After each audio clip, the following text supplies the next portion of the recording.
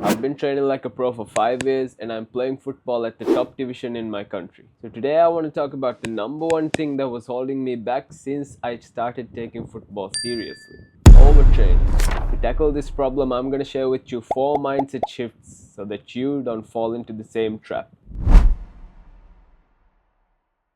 I used to think that training as hard as possible was what's going to get me to the top. I still do, but back then I took it the wrong way. That mentality left me broken, left me injured, overtrained, and under recovered.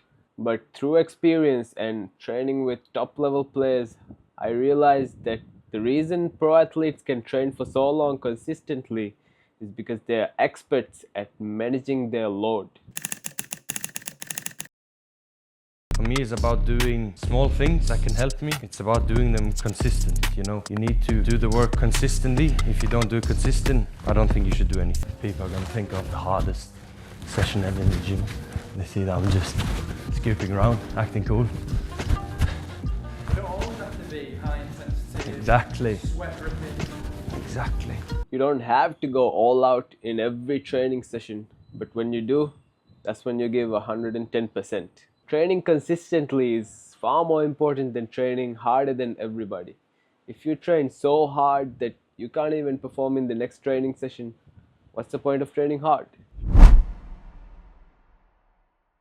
It might sound obvious, but there are some people that still don't understand this. I'll tell you a story. Last year, I played what should have been a normal game, but ended up being one of the worst matches of my life. A few days earlier, I pushed myself through an intense workout in the sun, and within 5 minutes of kickoff in that game, I was finished. That performance was so bad that it might even be the reason I wasn't selected for the under 19 national team that year, because it turned out the team was selected from that tournament. That was the result of having the wrong mentality.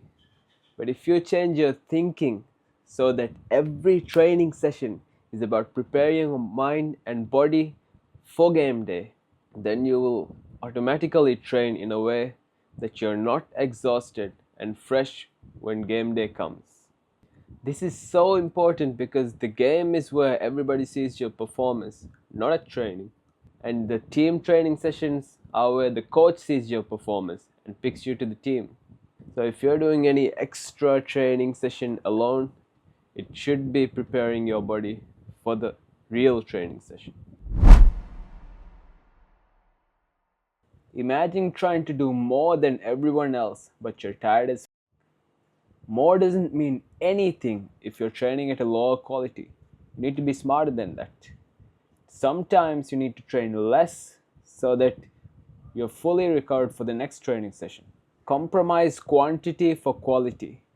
A quality training session is where you actually improve, and you're only going to feel like you're getting worse if you train while you're exhausted, or worse, you're going to get injured. I spoke to Cristiano when he was at United, his second spell round, and I said, what's been a key element for you? He said, look, the training is important, but the recovery is what I focus on. Ice baths. Ice baths, infrared saunas, oxygen chamber.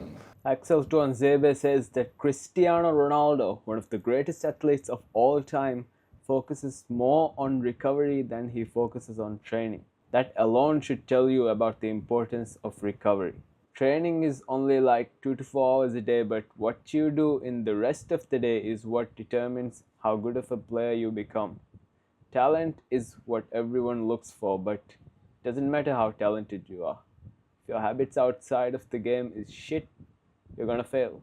Eat real foods, get proper sleep, avoid self-sabotage, do things like ice baths and mobility work, and do them consistently, because these things alone will make you a better athlete.